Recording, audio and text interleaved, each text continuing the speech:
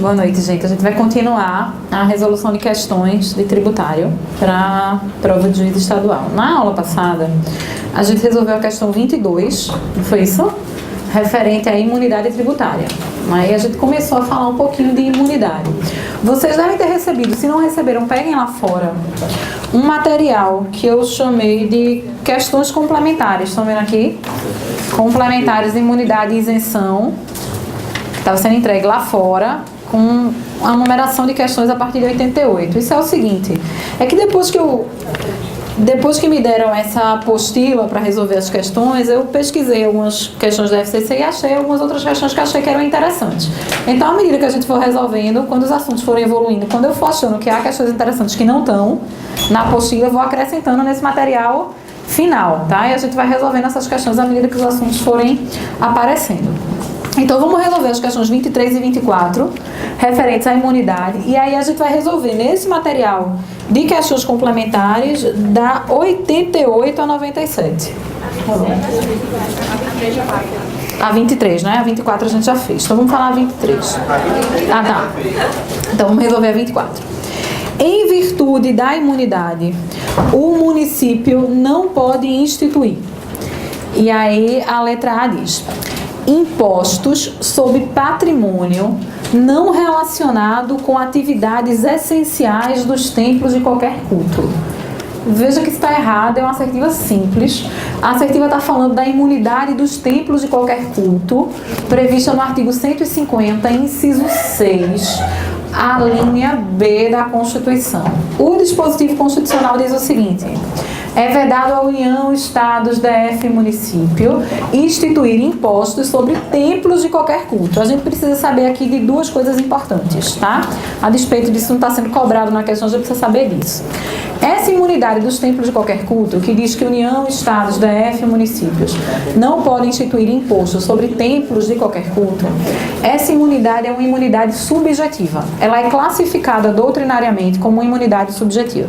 A gente classifica as imunidades em imunidades subjetivas e imunidades objetivas. A gente chama de imunidades subjetivas aquelas que são deferidas a alguém, a uma determinada entidade ou a um grupo. É o caso da imunidade recíproca, que protege a União, Estado, DF e município, da imunidade dos templos de qualquer culto, da imunidade dos partidos políticos, das entidades educacionais, dos sindicatos de trabalhadores.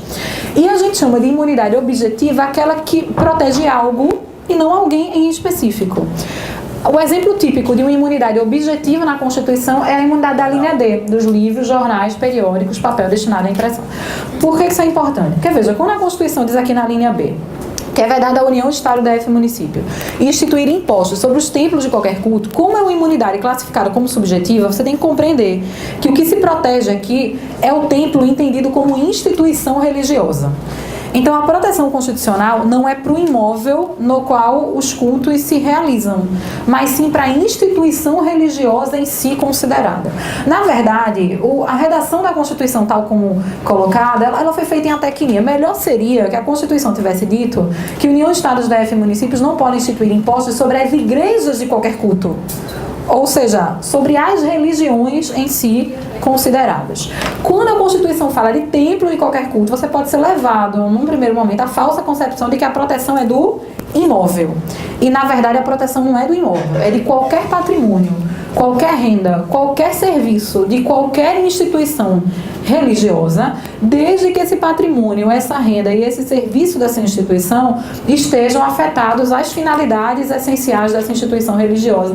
Você conhece o precedente do Supremo, que saiu informativo, em relação àquela igreja presbiteriana na Bahia, no qual o Supremo discutiu em relação à imunidade dos templos de qualquer culto, se era possível ou não ao município de Salvador cobrar IPTU em relação a uma área de cemitério contígua, anexa à área na qual a igreja realizava os seus cultos. Então, o que é que aconteceu naquele precedente? Você tinha uma igreja na Bahia, os cultos da igreja funcionavam num determinado prédio e ela tinha uma área anexa que funcionava como cemitério.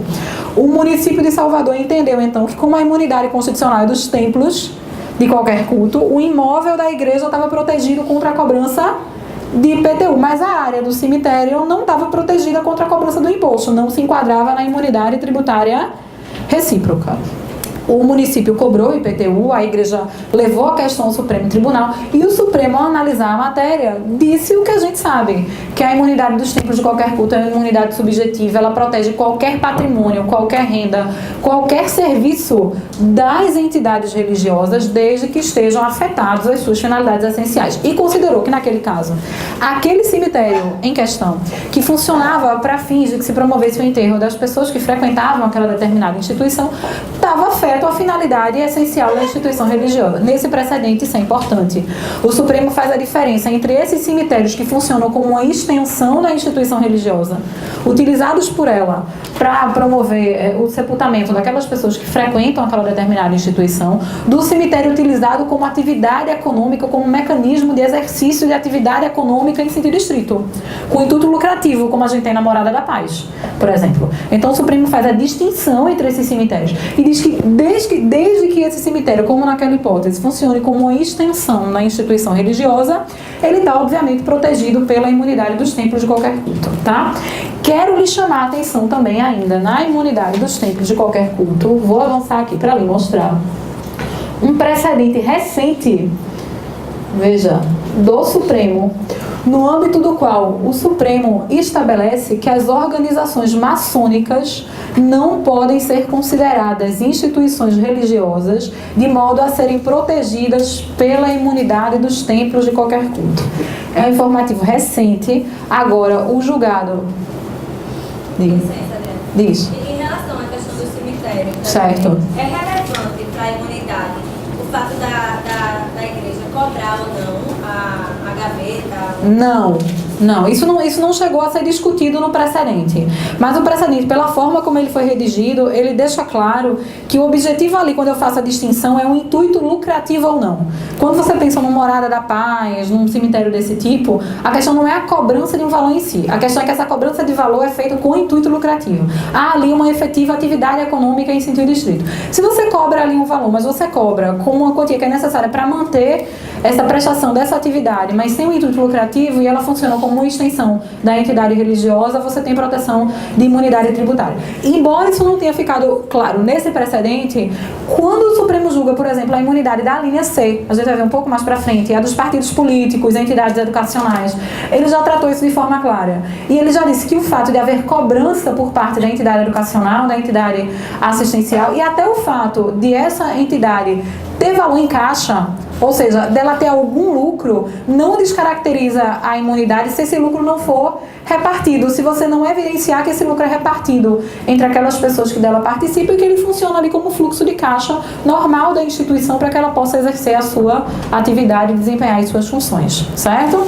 Então veja que nesse precedente recente, o Supremo agora em setembro, ele estabelece que as maçonarias não podem ser consideradas instituições religiosas para fins da proteção da imunidade dos templos de qualquer culto, prevista na linha B do artigo 150, inciso 6. Vou ler só a parte relevante aqui do precedente. Ele diz assim, para quem está lá atrás: as organizações maçônicas não estão dispensadas do pagamento do IPTU.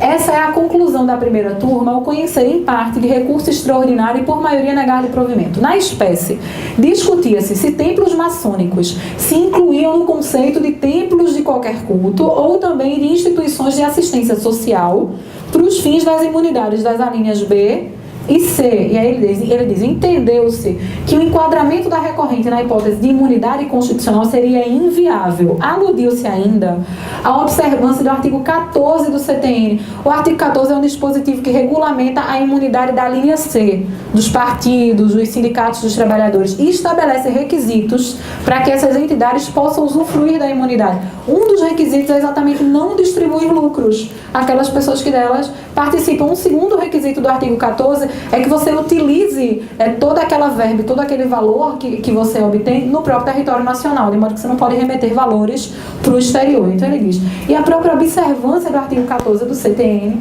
para que pudesse existir a possibilidade do gozo do benefício, pontuou-se, essa é a parte relevante, que a maçonaria seria uma ideologia de vida e não uma religião, diz o Supremo.